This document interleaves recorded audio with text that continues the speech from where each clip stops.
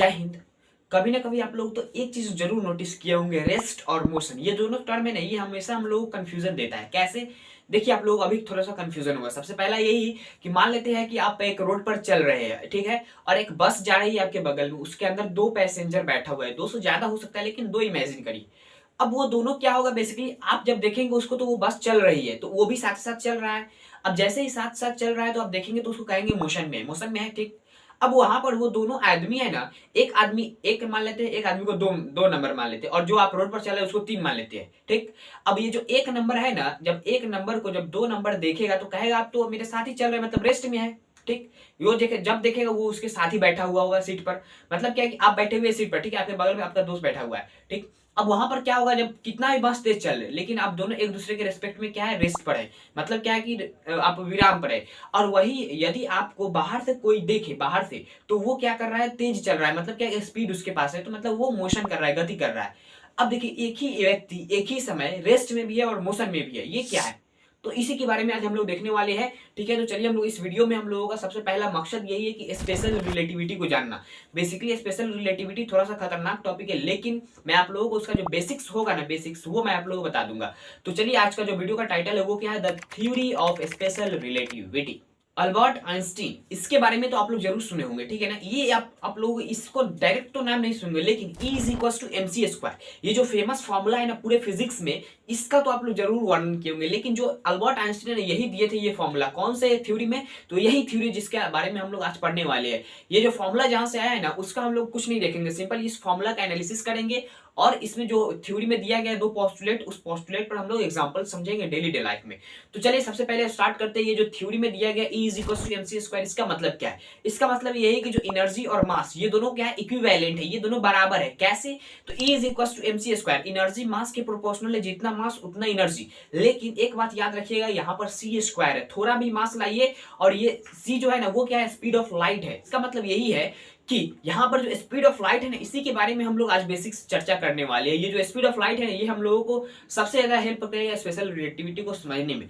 तो बेसिकली यहाँ पर ये फंडा यही है कि ये जो थ्योरी है ना, इसको हम लोग थोड़ा सा समझते हैं। इस थ्योरी में बेसिक्स बेसिक्स बातें यही है कि हम लोगों को यहाँ पर यह समझना है कि जो स्पीड होता है ना, वो कैसे मास को, टाइम को और स्पेस को अफेक्ट करता है। आइंस्टीन के इस रिलेटिविटी के सिद्धांत से पहले लोग फिजिक्स को कैसे पढ़ते थे?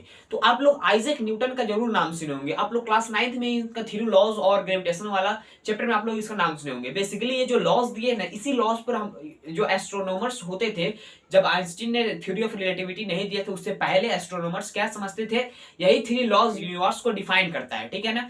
अब वही थ्री लॉज का यूज करके पहले का एस्ट्रोनॉमर्स क्या करते थे, यूनिवर्स को समझने की कोशिश करते थे। लेकिन कुछ डिफॉल्ट आने की वजह से एक थ्योरी को खोजा गया, स्पेशल रिलेटिविटी को।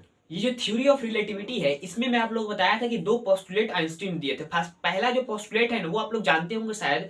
सबसे पहला यही है कि अब जो फिजिक्स का जितना भी लॉ पढ़े हैं ना, वो हर जगह वैलिड है। जैसे आप प्लेन में रहे या प्लानेट पर रहे, कि कहीं आप गाड़ी में बैठे हुए हो या रूम में हो, बेंच पर हो, कहीं पर भी हो, आप पर जो फिजिक्स का नियम लागू होगा ना, वो सेम होगा। लेकिन जो आप जिस फ्रेम में बैठे हुए हैं ना, वो फ्रेम क्या होना चाहिए, नॉन एक्सेलरेटिंग फ्रेम होना चाहिए, मतलब वो एक्सेलरेट नहीं करना चाहिए। सबसे पहली बात मैं आप लोग बता दूं कि ये फ्रेम क्या होता है। ये जो फ्रेम दिख रहा है ना, ये फ्रेम वो फ्रेम नहीं है जो फिजिक्स में बताया जाता है। फिजिक्स का फ्रेम कुछ अलग होता है, वो मैं आप लोग बताता हूँ। देखिए, जो फिजिक्स का फ्रेम होता है ना, जैसे आप एक कार में बैठे हुए, ठीक है, कार चल रही है, तो आप वो जो कार हो गया ना, जब रोड पर से कोई ऑब्जर्वर देखेगा आपको, तो वो क्या होगा, जो कार है ना, वो एक फ्रेम है जिस फ्रेम में आप बैठे हुए हैं। जैसे आप साइकिल पर है, तो साइकिल एक फ्रेम हो गया, आप साइकिल पर बैठे हुए चल रहा है, ठीक। आप प्लेन में बैठे हुए, तो प्लेन एक फ्रेम हो गया, उसके अंदर बैठे हुए, ठीक है ना। ये इस तरह फ्रेम होता है। जैसे प्लानेट मूव कर रहा है, ठीक है, अर्थ मूव कर रहा है, हम लोग अर्थ पर है, तो अर्थ एक फ्रेम हो गया, उस पर हम लोग है, ठीक है ना। ये इस तरह फ्रेम डिफाइन किया जाता है फिजिक्स में। अब नॉन एक्सेलरेटिंग फ्रेम का मतलब क्या हो गया? देखिए, नॉन एक्सेलरेटिंग फ्रेम, जैसे कार में बैठे हुए, तो कार एक्सेलरेट नहीं करना चाहिए। यदि कार एक्सेलरेट करेगा तो वहां पर सभी फिजिक्स का नियम नहीं काम करता। सभी फिजिक्स का नियम बोले तो वहां पर जो न्यूटन साहब जितना भी नियम दिए थे ना, वो नियम वहां पर वैलिड ही नहीं होगा। जो जब क्या करे, फ्रेम एक्सेलरेट करने लगे, तो वहां पर एक स्यूडो फोर्स आ जाता है।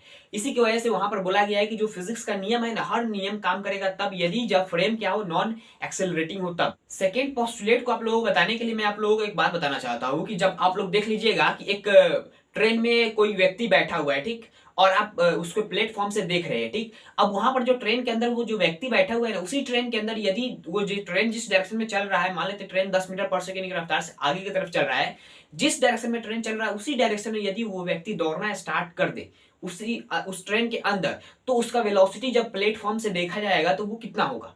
जैसे आप मान लेते हैं कि जो व्यक्ति दौड़ रहा है ट्रेन के अंदर वो 2 मीटर पर सेकंड की रफ्तार से और ट्रेन चल रहा है 10 मीटर पर सेकंड की रफ्तार से और उसी डायरेक्शन में दौड़ रहा है, तो उसका जो वेलोसिटी होगा वो 12 मीटर पर सेकंड हो जाएगा जब प्लेटफॉर्म से देखा जाएगा तब। ये हो गया रिलेटिविस्टिक का सिद्धांत। यहाँ पर क्या हो रहा है, रिलेटिविटी लग रहा है। देखिए इस तरह आप लोगों को नहीं समझ में आया होगा तो मैं आप लोगों को एक डेली लाइफ एग्जाम्पल बताता हूँ रिलेटिविटी का। देखिए सबसे पहली बात आप लोगों को एक बात बता दूं कि मान लेते हैं आप बाइक पर बैठे हुए, ठीक है, और हाथ को कुछ इस तरह करे हुए, ठीक है, आगे की तरफ फैलाए हुए। अब वहां पर क्या होगा, सामने कोई आदमी चल रहा है, आप उसको हाथ से मारिएगा नहीं, ठीक। अब बाइक पर बैठे हुए, बाइक चल रहा है, सिंपल, आप जैसे ही वो हाथ उसके सामने जाएगा ना तो वो उसको एक चाटा मारेगा। तो वहां पर बेसिकली क्या होगा, आप नहीं मारे लेकिन लग गया है। कैसे, जब आप किसी को मारते हैं ना तो आपके अंदर, हाथ के अंदर वेलोसिटी आ जाता है, मारते नहीं हुआ उसकी वजह से लगता है। तो आप लोग जब बाइक पर बैठे हुए होंगे तो आपके पास क्या होगा, वेलोसिटी होगा, चलता हुआ मोशन, हाथ भी चल रहा है, आपका बॉडी भी चल रहा है, उसी समय उसको लगेगा तो उसको चोट लगेगा। इसी की वजह से, क्योंकि वहां पर आपका जो रिलेटिव मोशन हो रहा था उसके रेस्पेक्ट में, तो वो उसी की वजह से चोट लगा है। अच्छा, तो ये जो सेकेंड पोस्टुलेट है ना, इसके अकॉर्डिंग क्या कहा गया है,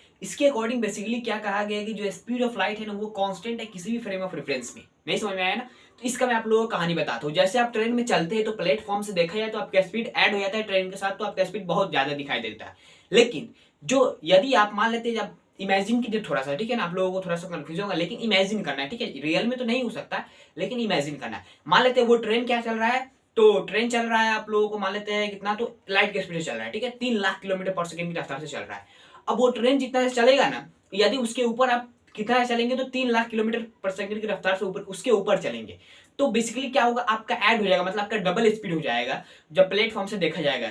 तो उस समय आप लोगों को क्या होगा कि डबल स्पीड दिखाई देगा, लेकिन ऐसा नहीं कुछ होगा, ठीक है ना। वहां पर बेसिकली क्या होगा, जो आपका स्पीड ऑफ लाइट होगा ना, देखिए स्पीड ऑफ लाइट जो होता है ना वो कांस्टेंट आप लोगों को मैं पहले ही बता दिया हूँ, सेकंड पोस्टुलेट में कहा गया है। तो जब यदि आप स्पीड ऑफ लाइट की रफ्तार से दौड़ेंगे तो वहां पर जो स्पीड ऑफ लाइट है ना उतना ही स्पीड आप लोगों को प्लेटफॉर्म से भी दिखाई देगा। यही सेकंड पोस्टुलेट है, आप लोगों को मानना पड़ेगा, नहीं मानिएगा तो आप लोगों का दिमाग है ना कंफ्यूज हो जाएगा, इसी वजह से आप लोगों को मानना है। अब जो इसका एक्सपेरिमेंट किया गया ना कि स्पीड ऑफ लाइट कांस्टेंट होता है, तो वो माइकल्स एंड मोरले एक्सपेरिमेंट में कहा गया है कि वहां पर बेसिकली क्या किया गया है कि एक्सपेरिमेंट में आप लोगों को एक्सप्लेन नहीं करूंगा क्योंकि बहुत लंबा हो जाएगा। उस एक्सपेरिमेंट में बेसिकली कंक्लूजन यही निकला कि जो स्पीड ऑफ लाइट है ना वो कांस्टेंट है, किसी भी फ्रेम ऑफ रेफरेंस में चले जाइए। तो यही 2 पोस्टुलेट था जो आप लोगों को बेसिक्स बताना था। तो आई होप आप लोगों को ये समझ में आ गया होगा, theory of special relativity basics तो समझ में आ गया होगा। समझ में आया तो इस वीडियो को लाइक कर देना और चैनल पर नया है चैनल सब्सक्राइब कर लीजिएगा। इसके बारे में कुछ कहना चाहते हो तो कमेंट बॉक्स में कर सकते हैं। चलते, जय हिंद, जय भारत।